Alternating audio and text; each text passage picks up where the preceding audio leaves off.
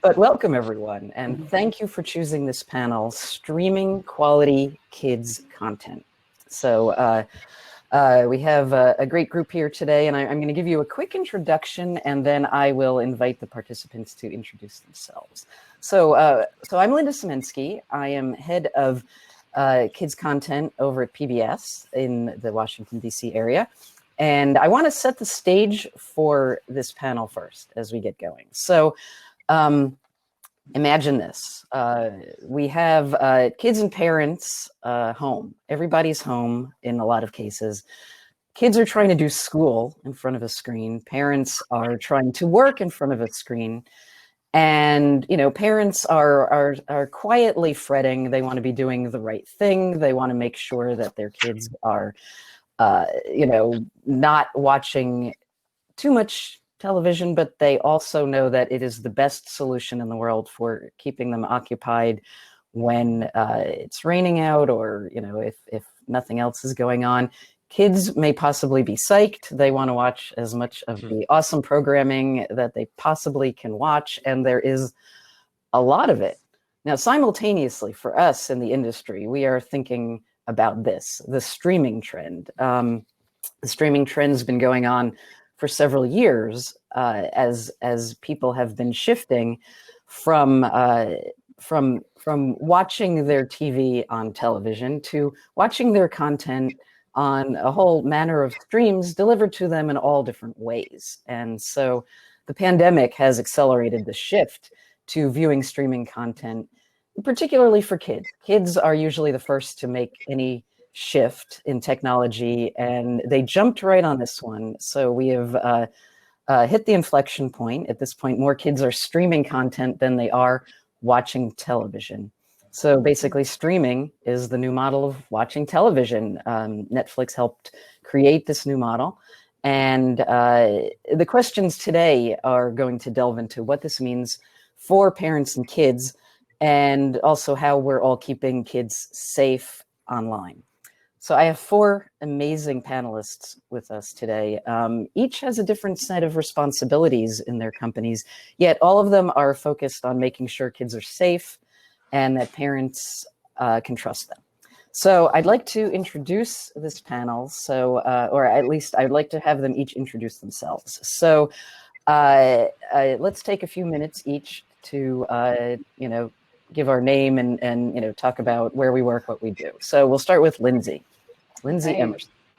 All right. Well, nice to thank you first off to FOSI for having us and having me. It's been a pleasure getting to meet you, Linda, and the other panelists as well, to discuss this very timely subject of quality content for kids. I am a founding member of the HBO Max team and helped build the product to go to market in May of this last year. And my focus and my team's focus is really on our offering of a quality and bespoke viewing experience for kids and families. Before joining HBO Max's team, I bring over a decade of experience in product management, building streaming platforms across both educational and the entertainment spaces. Well, thank you, Lindsey. And Joshua Korn.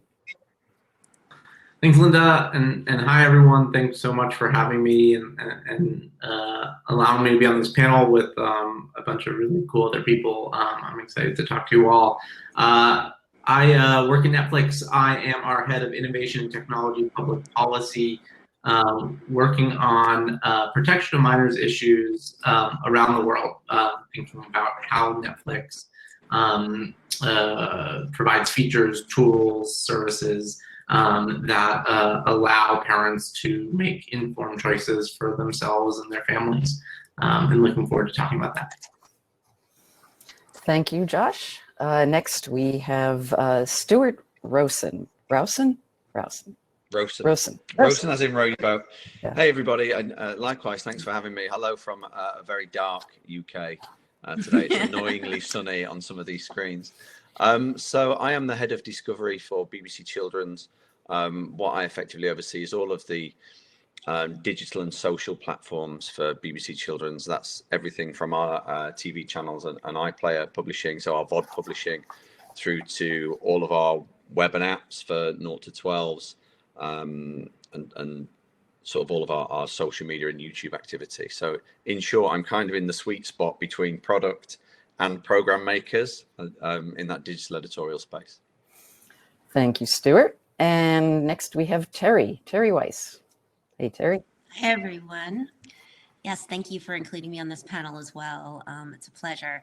I head up DreamWorks TV content development. So everything involving the creative for television series for kids, from preschoolers through to, I would say, teens, tweens. And I've been with DreamWorks for about 4 years, but been making kids content for probably about 20 years. Thank you, Teri. So let's talk a little bit now about, I think that the thing that is on everyone's mind, the pandemic, and what impact the pandemic had on all of us at work. So I can tell you at PBS, as soon as people started working from home, there was this immediate increased demand for more high quality educational kids content from parents, almost as if they wanted to nervously maybe replace school for a little bit by watching the right TV shows. And they, they were a lot of the requests came in through social media. What can you do now? And of course, we were already doing what we do, which is, offer shows that have educational content, but we didn't really change our content in the process, but I am curious to know from everyone what impact the pandemic had on you and your job and on kids and viewing. And Teri, I think the obvious question for you would be what impact it had on production. Suddenly everyone was working from home. Did it impact the way you produce shows? Absolutely. I think in March, when there with, certainly government guidance, we decided that people were going to need to work from home. We certainly couldn't have anticipated how long that was going to be. But, obviously of primary importance was, kind of the individual circumstances of our workforce, right? All of us are dealing with unique sets of circumstances. But what we did was we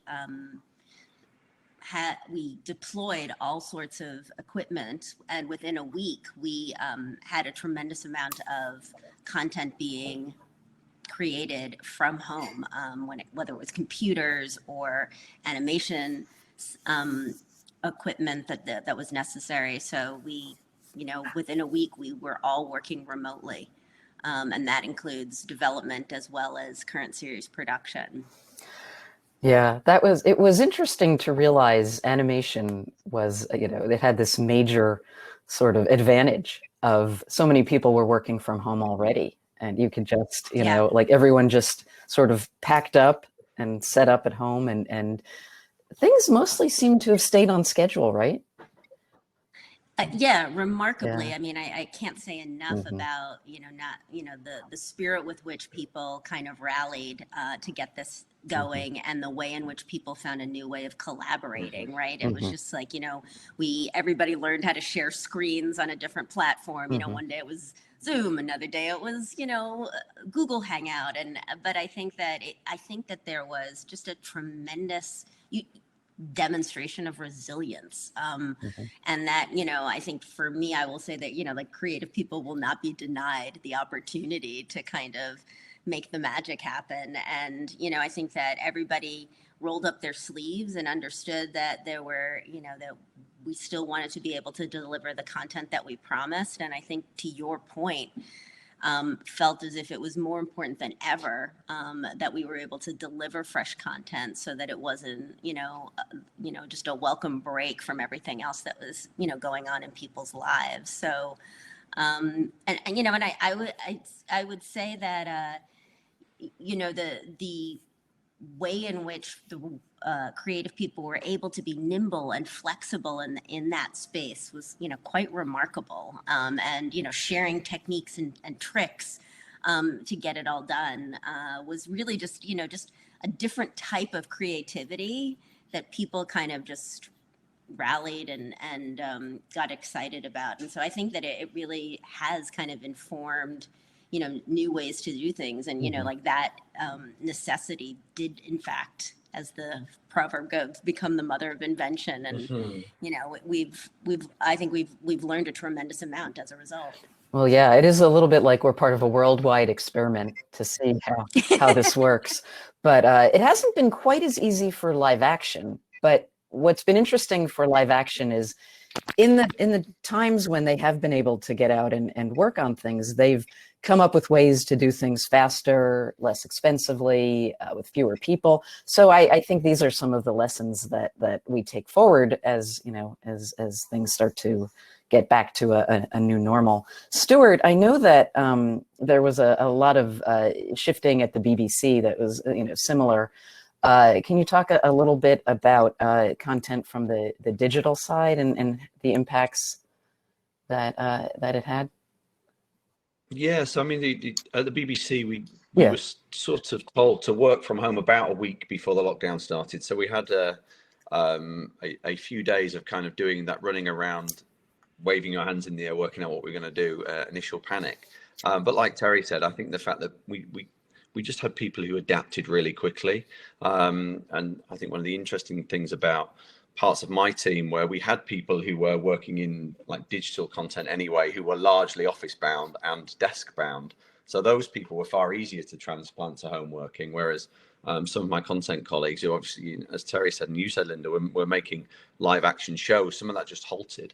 And some of the stuff that we saw at the sharp end of that was initially it was fine because of the production pipeline is so long. But we're seeing some of the effects of that now, where shows are just not delivering where we expected them to deliver in the autumn season. And then we just had all manner of challenges around. We do a news website for kids and a news bulletin for kids, which obviously normally involves going out to schools and featuring kids. And suddenly we were actually making sure that we were doing that via FaceTime or whatever. And one of the things that we saw, as I'm sure everybody else did, was this huge surge in audience. So our Newsround website set a new record, I think in May, of like 1.7 million users in the week. We were already planning to roll out a kids profile page on iPlayer, similar to the Netflix experience that Josh, I'm sure, is proud of. And we actually delivered that on day one of lockdown in the UK, which was almost, never waste a good crisis kind of moment.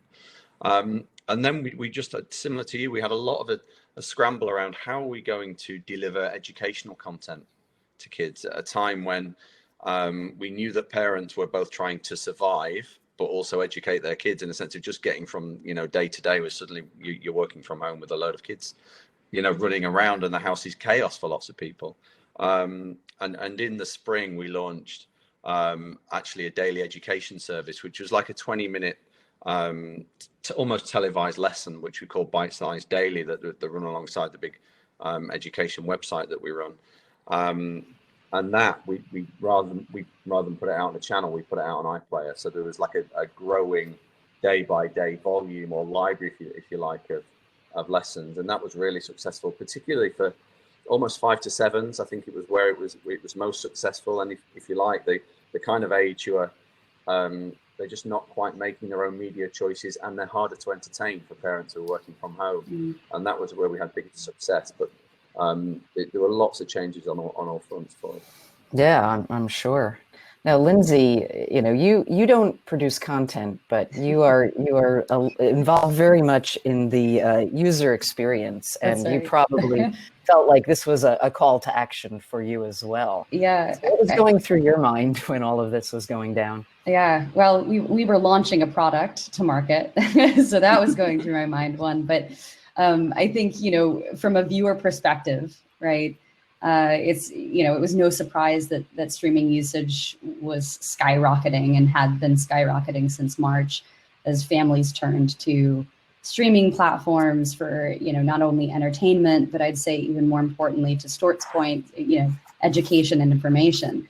And we saw some of this in AT&T's digital family poll, that was published in August of this year, where we saw that, teens, as an example, are spending more time online, with over 75% of them, I think, spending 3+ hours just on entertainment daily. And so understandably, parents, and we were hearing from parents becoming increasingly worried about not only their teen safety, but kids' safety online in general. And so I think our focus has been, we know what kids watch and what kids are watching matters greatly. And I think overall, our team has looked at COVID as having created really a renewed focus on family and time spent with our children. And HBO Max is really providing more opportunities and tools for families to come together, whether that's for a Sesame Street CNN special about COVID-19 and how to talk to kids about what's going on and why we're in lockdown, to a movie premiere for families like Scoob. So we've really focused on really curating what families can watch together. Yeah, there definitely has been that shift of families spending a lot of time together. I think the sale of puzzles went up as well. So, there you go. which is nice to know. I'm all for puzzles. Now, Josh, I think everyone in the audience can predict the impact of the pandemic on Netflix. But why don't you tell us if we're right or not? Was it massive? Yeah, it's so wild to think back on this year, right? I mean, everything that we experience as humans, right? Relaxation, connection, entertainment, bonding, all of it moved from a way of life that we've been doing through my lifetime and everyone here, to something new and figuring out new ways of doing that. And like you said, puzzles were I was trying to buy puzzles and I couldn't buy a puzzle. It's like this weird kind of my mom was sending me puzzles. We were creating puzzles to do something new in the beginning of the pandemic. But as everyone said, what the options that everyone had for these kind of basic necessities of living were shifting. And really, I think one of the defining characteristics of kind of everyone on this panel here is there were lots of choices of what people could do, from puzzles, but also lots of choices online. And at Netflix, we're proud of having really good, high quality entertainment, just like HBO and BBC and DreamWorks. And I think that was one of the reasons that we did all see kind of increased usage, is this high quality, professionally produced entertainment that really kind of sets us apart among the different options for how we could kind of have these experiences, have these entertainment experiences. We were, it was interesting timing. We had just done a whole bunch of research on new parental controls and had built new tools that we were going to launch in the spring. And then the pandemic hit, and we were able to launch them in April, which gave parents even more control and some more optionality in terms of how they control the experience for their kids and their families. And so that was kind of lucky in the timing there. But yeah, no, I think just generally having the ability to have high quality entertainment, high quality movies and TV shows has really never been more important. And so it's exciting to be here with other people who are doing that as well. Yeah. Well, thanks, Josh. So now that we've kind of set up that, there was this massive shift, let's talk just a little bit about the content we're actually making. I know some of you are content makers, some of you are not as involved with that, but I'd love to, Teri, you run a division that just focuses on making the content. You just put it out and other people take care of all of the, getting it to the consumers. But let's just talk about what you're up to these days, because this is the fun part. You're making shows. What are some interesting trends in kids programming? What are you working on these days? And, what can we expect to see from DreamWorks? Sure. I think that over the last few years, and as everybody on this panel knows, it does take about 2 years to make a show. So from kind of like what feels like it's trending or kind of bubbling up from the surface, then kind of goes into development and then into production. So, I would say like what we really felt was important for kids a few years ago were a couple of things. I think that community was a really big theme that we were seeing in terms of like, responsibility to the community that might be your family, and then the community that might be your neighborhood, and the community that might be kind of beyond that. And, this notion of really caring and being thoughtful and understanding that we're all interconnected, and the way in which the world works better is when, there is that connection and camaraderie among kids, people, parents, teachers. And, it's just interesting that, like this pandemic has kind of heightened that. But I really feel like that was a big part of what was in the ether, for years, that I do think has definitely kind of influenced and inspired our programming. And I also think that this idea of technology and the real world, I think that probably anybody on this panel who has kids, like that idea of like, you literally walk around with a computer in your hand now, and the ability to kind of call up information is astonishing. So one of the things that we were in development and just dropped on Apple last Friday was a show called Doug Unplugs. And one of the philosophies of that show, like the ethos of it, was this idea of balancing technology and real life experience. And I think it kind of came out of this idea that, we all want to embrace and celebrate everything that's great about technology, but that it's not necessarily the complete picture. It's not IRL, as my daughter, who's 15, would say. And so it's this component of, so the premise of the story is that there's this little boy who works in kind of this recycling, he lives in this kind of place called Rebots, and his parents run this kind of recycling and repurposing business. And so things come into the factory that need to be repurposed, and he's always curious about what they are. He's like, what is this ping pong ball for? Or, what is this thing called sand in a bottle that's come in that needs to be done? And he plugs in to kind of find out information. And he gets a lot of data, but he feels like he doesn't have all the answers. Like that's not the complete picture. So he unplugs and goes into the human world, and he meets his best friend, Emma. And she kind of gives him an in real life experience of what that thing is. So when he finds sand in a bottle, she takes him to the beach, for example. And it's in that experience where he feels the wind against his little robot face, and he feels like his little metallic toes feel the sand in his feet, and he kind of gets a sense of what that experience is like, and then he kind of brings it back to his family at the end to kind of give them this sense of kind of relaxation. He kind of recreates it. And I think that what's so wonderful about that kind of dropping now is it is kind of, although we can't kind of go and explore as much as we'd like to right in this moment, it does have a lot of that thing of you just going out to your own backyard and noticing things that you might not have noticed before, or, kind of appreciating the things that are experiences when you turn off a device as much as all the things you experience when you turn it on.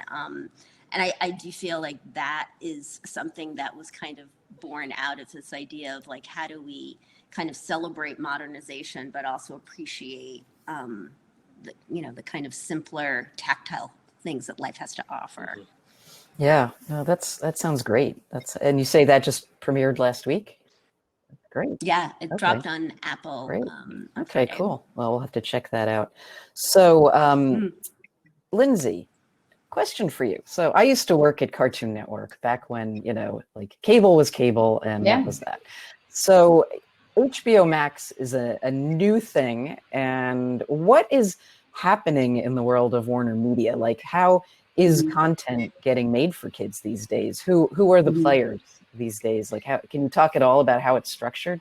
Yeah, absolutely. I think, we're benefiting greatly. HBO Max is benefiting greatly as it has really, 10,000 plus hours of world-class content to choose from all sides of the WarnerMedia business.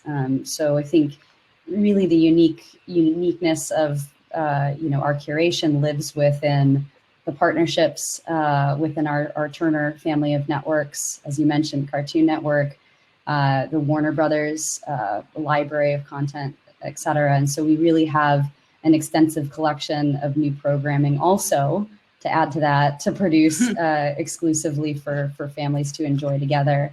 I think, shows are being really produced with the family in mind, something for both, a parent and a kid to enjoy together, not just, sitting through, being a good sport and sitting through a kid's program, but producing things like the Not Too Late show with Elmo is a great example of a true co-viewing experience where parents can enjoy sort of a traditional late night format, and kids can enjoy their favorite red furry friend Elmo.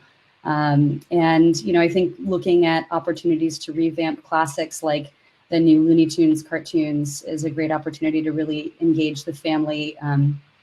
Parents that grew up watching Looney Tunes, right? Saturday morning cartoons, we can bring that into a new format and revamp that show and bring that to a new generation of viewers, which is really exciting.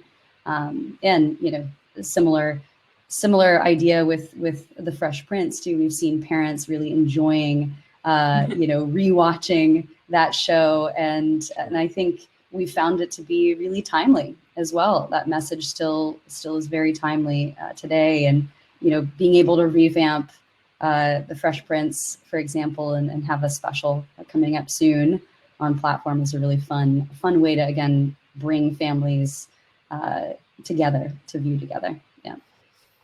Yeah, it's so interesting because, cable really took the broadcast model was everyone watches the same thing on one big TV. Cable broke it down to, demographics and gender and taste cultures and all sorts of little niche things. And then the devices further broke it into now you don't need to agree with anyone on what you watch on TV. Just watch whatever you want. And the combination of the pandemic and streaming is really saying, okay, now let's have everyone back in the TV room all watching together. It's such a big shift. It's really, really interesting. And I think that model and that evolution of technology from broadcasting of everyone watching the same thing, kind of physically located, close to a broadcast radio, a broadcast tower, to cable where you're distributing through pipes in the ground, but you're able to get more channels and you're able to differentiate that based on advertising, to a true internet delivery model has really shifted the way content is distributed and the way it's bought and where it's bought from. I think it's opened up the doors to content from all over the world. No longer are services who are looking for content just looking for content that would appeal to necessarily an advertiser in a specific place, but at least in our case, right, as a subscription service, we're just looking for content that people enjoy. And so all of a sudden we've taken risks on content from all over the world that might not have seen an audience globally. Like Mighty Little Beam is one of my favorites, which is an amazing show that was able to reach a global audience, in part because there is freedom to help match viewers with content that they might like.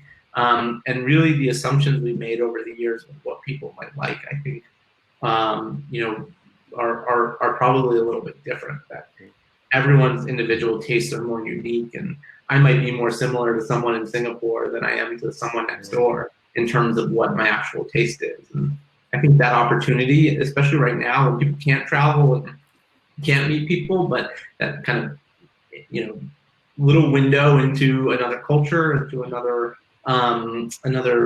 place is to me what I just find that so exciting, and really a great opportunity. Yeah. I also think that I think also, Linda, talking about kind of like our brand box days, right? Like, where there was something that felt like it was Nickelodeon or cartoon. And I think one of the greatest creative freedoms that we have at DreamWorks, and with, because of everything that's been done with the people on this panel in terms of streaming, is that, we don't feel like at DreamWorks we don't have a house style. I think, to your point, there are things that we make that might feel more niche than anything we might have done 5 or 6 years ago even. And I think that kind of creative freedom has been tremendous for us, because it has really attracted all different kinds of talent with different stories to tell, really fresh voices, new perspectives, and has really kind of expanded the diversity of storytelling for us in a great way. And so I do feel that, that is one of the gifts that this kind of streaming explosion has given to people, in the sense of, feeling like the opportunities are limitless in terms of storytelling. Yeah, that is so true, because if you think about, demographics and how so many decisions about programming had to do with either, the Nielsen demographic or would advertisers support it, or did it fit the brand? And, those concepts seem so old fashioned now. 90s, Yeah. because they're really not relevant. It's like, I've seen things come out of DreamWorks where like the demographic is really very specific, and yet it turns out that in some ways the more specific you are, the broader you can be, like the more personal a story it is. And so I feel like that's been a great experiment. I feel like Mighty Little Beam has been, like an amazing experiment. Dissertations will be written on these kinds of topics, the sorts of things everyone on this panel is involved with, because these are such big changes, but they're so good. I mean, they're great for the audience, and it really has broadened things so much. And I think I do want to bring up another issue, though, that comes out of all of this, and we're all thinking about content, but we also we don't have to worry about advertising anymore. Streaming advertising, it's not as much of a thing, but there are other safety issues that I'd love to talk about, because that's sort of the other half of this. We've created a world in which there's so much great content, you could just sit all day and watch it. And I know this because I've done it. So I'm familiar with this concept. And it's so easy now. And, it's like the dreams come true, but now what? So, so let's think about parents and kids and what they're asking for. So I am curious to hear from all of you about what you're thinking about when you're thinking about safety issues. I think there's the question of parents, and what are you hearing from parents, like in terms of safety? What kinds of questions are you getting? Stuart, are you hearing a lot from parents, or I should say BBC? Like, what are you hearing that parents are asking for? Yeah, and I think one of the biggest things for us is knowing that they can trust time spent. So there's clearly, and Lindsey, as Teri we're talking about, that whole sense of connectivity and family sharing, and those moments are great, but that's also when you're in the room. And I think one of the things that's really occupying us now is what we're calling a sense of almost, what does we're public service in the UK, as you are, Linda, but what does digital public service mean?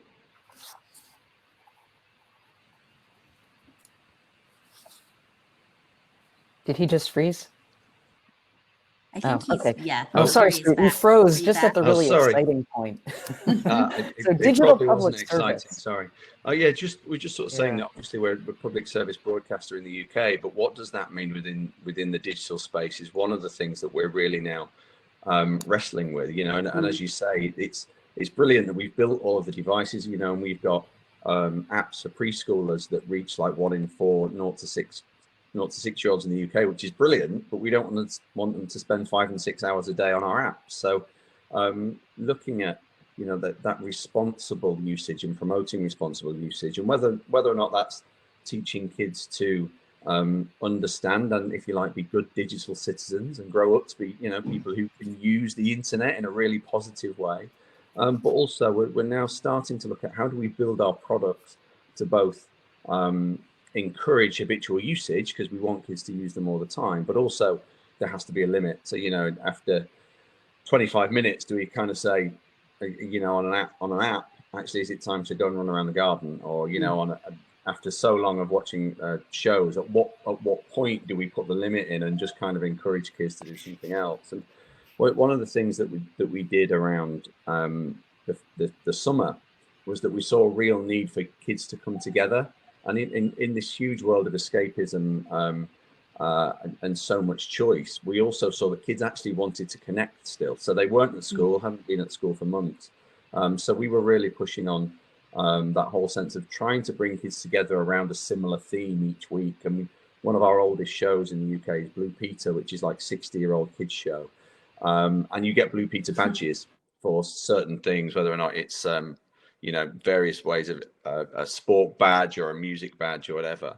And we invented a thing which was like 6 badges of summer to try and drive real world participation in things. So whether or not it was going out and being involved in a sport, but then bringing it back to our websites and our TV channels and sort of participating with us, but then trying to encourage them to go back out and do something in the real world again and then come back. And we had a huge influx of just sort of badge applications. So we quadrupled the amount of real world badge, IRL badge applications that we got, Teri. And that was normally over a 6-week period. In the summer, we'd get like 15,000, and that went up to 62,000, just because kids just wanted to feel connected still in a dare I say, with something that you can trust, with something that feels almost a bit more material than just, as you say, just escaping into the world of watching stuff. Yeah, we found that it worked for us to, like, after a show, to give kids an activity to go do after watching a particular show. So we could at least do that through, an interstitial or on the web or something. So we've had to try that. Now, Lindsey, I think as part of your job, you have to think a lot about parents, right? Yes. So talk a little bit about that. How has that been going, and what have you been thinking about and doing? Yeah, I think, with parents, the important note sort of top of mind for myself and my team is not only, providing them guidance that they're looking for, but creating space for an ongoing conversation to really ensure that we're offering parents what they need to pivot, to have confidence in their choices, to deal with the reality of this new world that we're living in. And I think through those conversations with parents, we were able to develop the HBO Max Kids experience and the parental controls specifically we have in place today. But by continuing those conversations, I think we're looking at engagement. We're looking at their engagement with the tools and the resources like AT&T's Screen Ready website as well, to better inform them of the parental controls that we've built into the platform. And I think in that, we're able to more seamlessly guide both kids and parents through the app to surface the content that matters most to them. And we've seen, so far, mutual benefit, right, from establishing and sort of solidifying those tools as a part of the profile creation process, which is really important to us, right? So ensuring that, there's a pin they can set up, right? And they can set personalized ratings for each child. They can, to really ensure and that their kids are watching programs that are appropriate for their age and maturity. So that's been a big part of the conversation. And I think that the good news is we've seen high engagement with parents. Just looking at, since our launch in May, we see about 84% of parents having opted into our walled garden offering, right? So it's a pin wall that prevents them from navigating out of their curated space. And we're seeing, 66% of parents also actively curating their kids' experience, setting those custom TV and movie rating settings. And I think that's really the opportunity to continue to build from there and continue that conversation.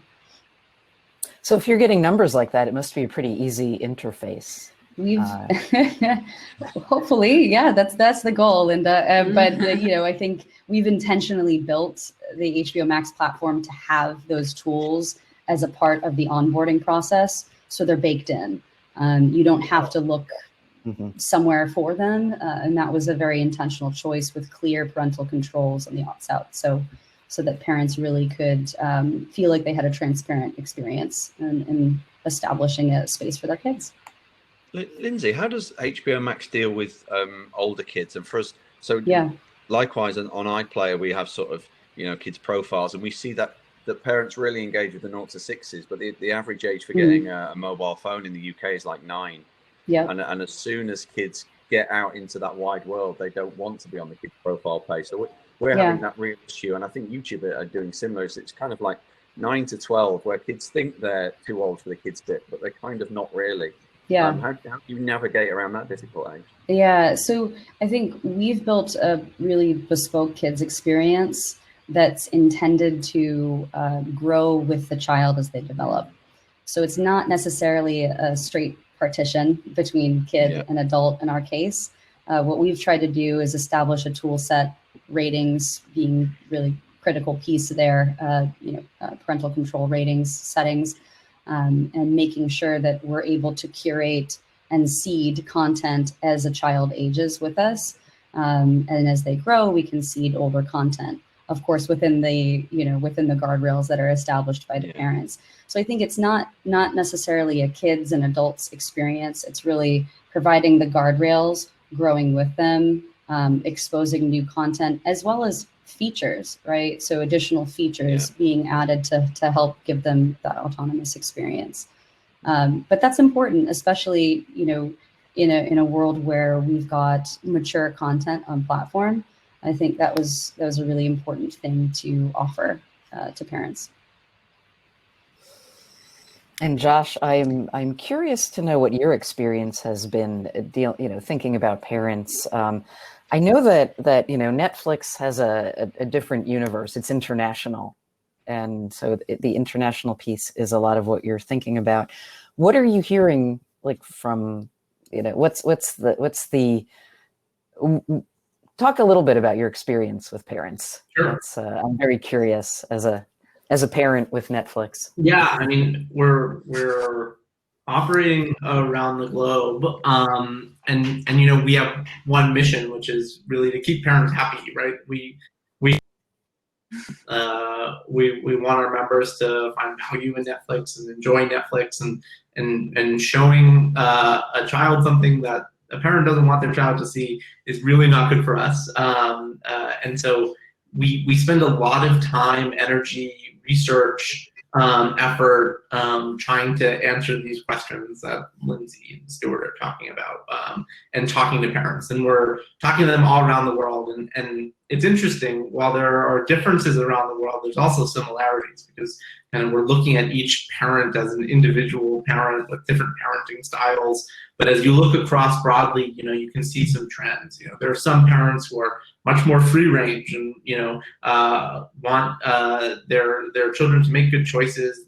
There are some parents who want a lot of control, and want a lot of features that can have so they can really fine tune and tailor the experience. And so how do we create a experience that is something that a parent's going to want for each of these different parenting styles? And so there are different gradations of using Netflix, right? It starts with the profiles, right? And the profiles are mapped to maturity ratings, as Lindsey talked about. That's really important. And then making sure those maturity ratings are reflective of local expectations, so that they're appropriate based on where you live. There's different perceptions on what is appropriate in different parts of the world, and so we spent a lot of time fine-tuning those ratings and are continuously doing so. But having like a kid's profile is kind of step one and one of our most popular features, and we put that as a default. But then there's so much more you can do. You can lock those profiles. You can exclude specific titles from profiles. And so it's really about finding this balance of like, what is a parent want to use, what are the features that they want, what is baseline, and what are the additional features we can add so that parents can get the right exact amount of control that they want, but ultimately with the same result, which is that kids shouldn't see content that's inappropriate for them, and making sure that they're having that good experience when using the service. So it's a constant iteration, constant learning, testing, exploring new things, and we'll keep going and hopefully releasing new things that better solve the needs of our members. Thank you, Josh. We are starting to get some questions in. So those of you in the audience who do have questions, please feel free to send them in through chat. And we've gotten a question for Lindsey. Lindsey, do you have a feedback loop with kids or parents in the walled garden space? Yes, yes, and I should say we've continued to test that specific feature. That was a feature that we again intentionally baked into the profile creation process for kids. And so again, as Josh alluded to, it's presenting parents with a variety of tools.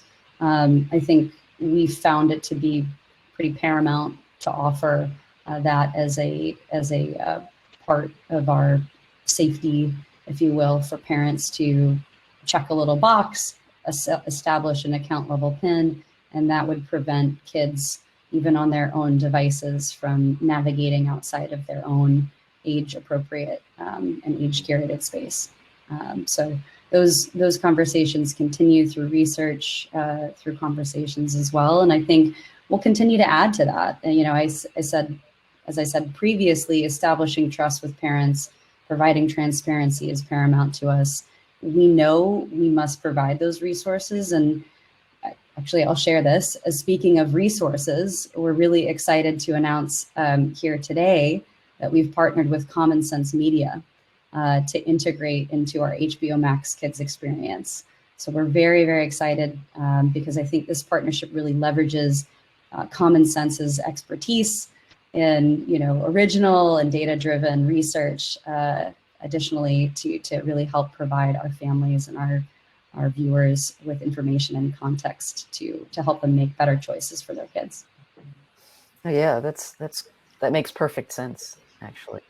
So I have a question for all of you. This is the essay question part of the test.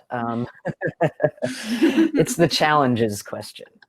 Okay, as you look into the future, or even into next week, what are the big challenges that you each think you and your company will be facing? What are some thoughts on that?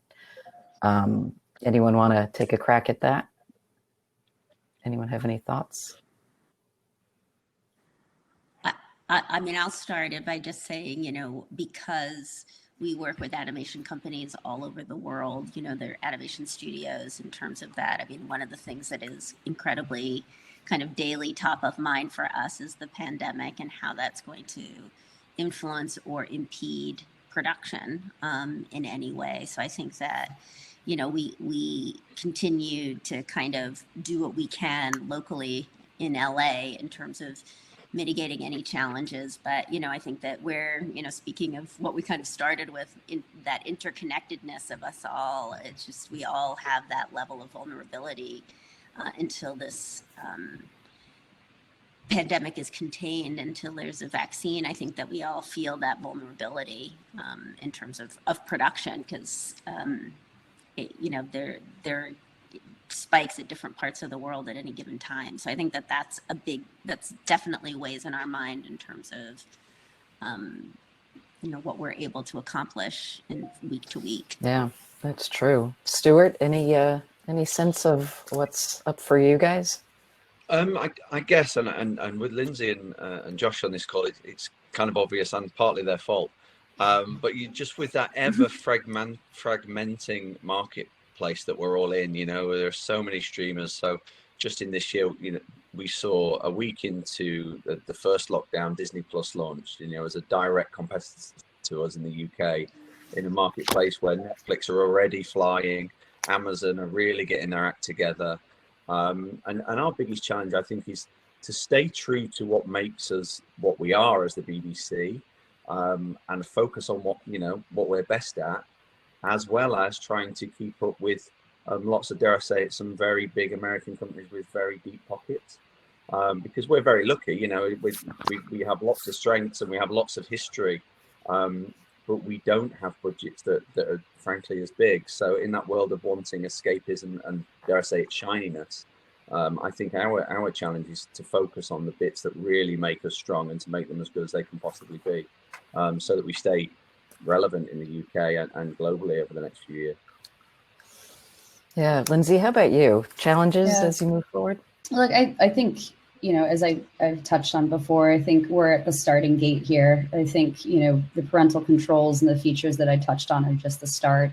I think, we've got to create ways to not only demystify ratings to inform content choice, but also create space for a continued discussion, and really continue critical conversations with parents, and tap into resources and tools that are available to create a safe and mutually beneficial family experience. I think, to Josh's point too, we're adapting our kids' experience for the international audience as we speak. And, as we prepare for our international rollout next year, I think, HBO Max is really going to need to understand and adapt to that global audience, and the needs of parents globally. And so that's the challenge that lies ahead. And Josh, your challenge. I think Stuart kind of nailed it. I mean, and Netflix, we're doing well, but there are so many people out there making amazing content, and new competitors kind of launching every day. And I think so it'll be a constant challenge to get really high quality, amazing stories from all over the world. I mean, the thing about the internet is really, you're only as good as the content you have, and you can easily switch, and you can easily jump to another service. And so it's always about getting really high quality movies and TV shows, and making sure you're presenting that in a way that parents enjoy and want and trust and feel like, hey, this is a destination that I want for entertainment for my children. That there are other options out there, and really strong competitors, and each of us kind of doing our best to build our service with our unique characteristics to really kind of drive that competition. Ultimately, like, that's really good for parents who are looking for high quality content. I mean, I might be interested in your view, Linda. Like, not to ask the moderator a question, but like, you've seen this industry and you've seen the content that gets produced. In my time here, it seems like there really is an explosion of really high quality content from all over the world. But yeah, so I think that's the biggest challenge, is just continuing to be better. Yeah, there was a point where people were starting to say, what are we going to do with all these streaming services? There's so many. How are we supposed to get all of them? And so, we're getting all of them, and it really hasn't been a problem for us. I think the biggest problem really sometimes is just keeping track of all the things you want to watch and finding the time to do it. I think one of the things I wonder about as I look at my students, I teach college on the side, and I keep wondering, they have so few shared experiences, and what are the shared experiences that kids will have in 10 years that they can, that will bond them when they're sitting around talking, like what. Maybe it's the pandemic. Maybe the pandemic will be their shared experience. Remember that time we couldn't go outside for a year? Yeah. What's that? Remember that time we couldn't go outside for a whole year? Well, there are going to be a lot of people complaining about all of this someday. But yeah, I do wonder, like, how do we provide our audience with shared experiences? Because the media industry is so fragmented. But the good thing is that, you know, unlike past iterations, you know, we seem to know what quality content is now, and we seem to know how to make it, and we all seem to be making it. And there aren't that many places that I can really point to and say, yeah, don't watch them. So that's a good sign. I think that, you know, this, you know, a couple of decades of trying it out and, you know, figuring out what works and what's good, and we've gotten to that point now. So that's exciting. So, you know, these are interesting times for sure. You know, we are, sorry, go ahead, Stuart. I was going to say, it definitely feels like focusing on what your USP is in the market. You know, we can't all be general broadcasters of everything. Right. You know, just focusing on your strengths. One of the things I say to some of my team sometimes is, just because the internet feels like it's infinite doesn't mean you should try and fill it. You know, Right. so just picking out the best. You know, if there's something that we do better than anybody else, make that as strong as it can possibly be. And just knowing that you can't win on all fronts, I don't think anymore, in the way that traditional broadcasters like the BBC used to do it. It's very much, let's be the best in market at X and do that. Let's be the best at participating with whatever, but accept that, you know, escapism, Netflix turns out are pretty good at that, and there is hours upon hours for you to go to. Not to, you know, say that we still can't do some of that brilliant stuff, but just I think working out and also being confident about your role in the market is really important. Yeah, that is an excellent point, and really a good point for everyone to remember, even, you know, in the audience. So with that, I would like to first thank this amazing panel. This has been great getting to do a panel with all of you, and I have learned a lot. So thank you for that, and thank you for joining us today. I want to thank FOSI for inviting all of us to do this panel, because this has been a lot of fun.